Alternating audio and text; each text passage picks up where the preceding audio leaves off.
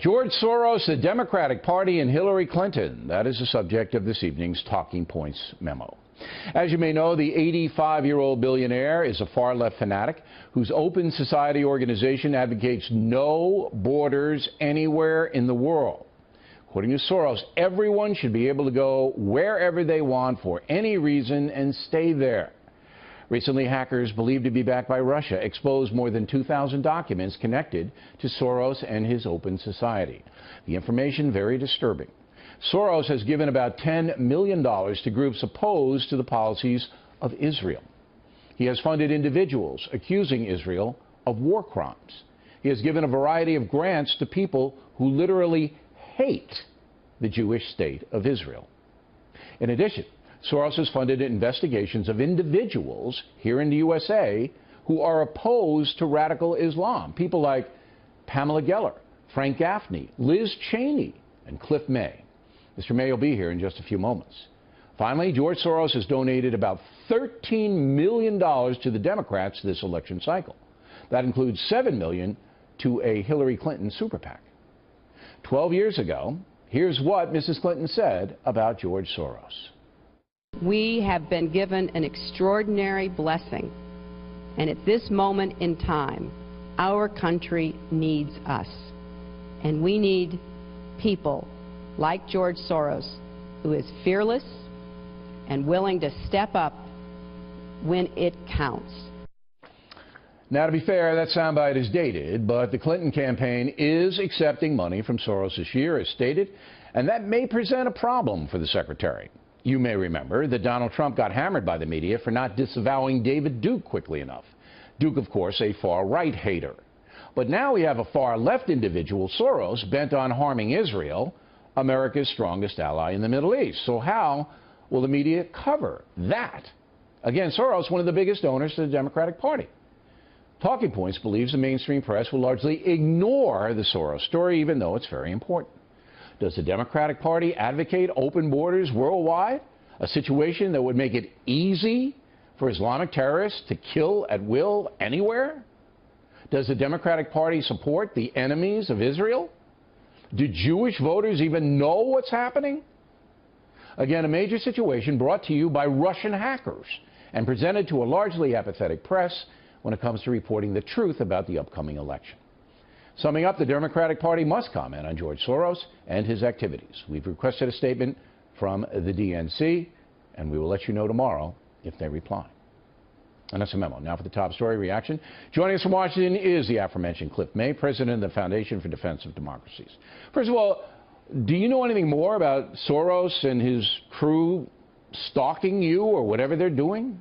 Well, it wasn't news that we were being trolled, targeted for delegitimization and defamation. And as you know, Bill, I run a think tank, a policy institute formed after 9/11. It focuses on national security. That means we focus largely on jihadism, Islamism, radical Islam, call it what you will.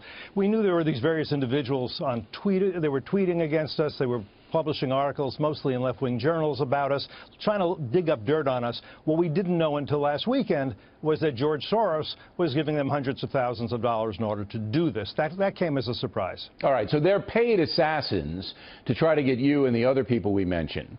Now, I don't understand why Soros would single you out when your organization is basically exposing a major threat to the United States and the world, Islamic jihad.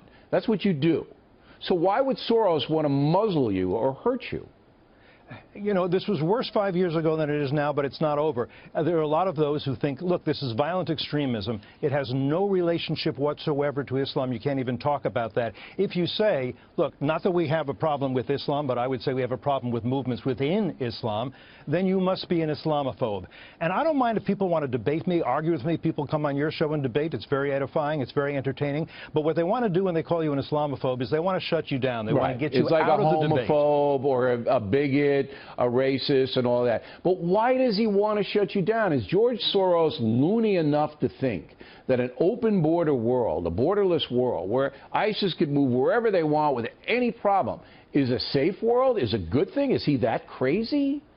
Apparently, there's even evidence to show that he looks upon the refugee crisis in Europe, and it's a terrible crisis, as an opportunity for him to further his ideas and his policies. And as you pointed out, in a Middle East that is melting down, where you have genocide taking place among Christian, Yazidi, and other communities, what he's doing is targeting the one open society in the whole region, and that's Israel. And it's particularly ironic that as he's pursuing what is a kind of McCarthyism, he is the founder of the Open Societies Foundation. How does an open society foundation try to shut down debate, try to demonize and delegitimize Israel, and try to do all the kinds of things it's doing, like taking advantage of the refugee crisis? I think it's safe to say that by taking $13 million from George Soros, the Democratic Party has some explaining to do.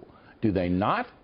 Look, imagine if the Koch brothers, I don't know them, and that if they tried to demonize groups on the right, groups on the left, because they were too soft on the Muslim Brotherhood. This would be a big story, it seems to me, in the liberal press. Why isn't it, as you suggest, why isn't this a story, except in conservative media, that you have George Soros pursuing these things? And yes, it is something that should be considered, since he is a huge supporter of all these left-wing causes, and yes, of Democrats. Well, he's the second biggest donor, I believe, at this point for the Democratic Party this election cycle.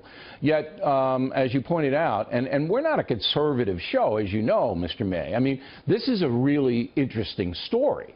I mean, how an American billionaire can pay people hundreds of thousands of dollars to try to attack you and other people who object to Islamic terrorism. I mean, that's the crux of the story. And then that very same person involved in that and delegitimizing Israel is one of the biggest funders of the Democratic Party. That's huge. That's a huge story.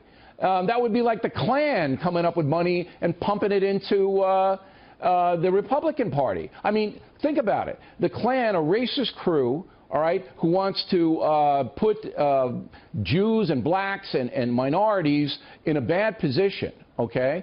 And it's horrifying what they do, all right? As opposed to Soros, a far-left crank who wants to harm Israel and wants to shut you up. I mean, I don't understand the big difference between Soros and David Duke. Do you?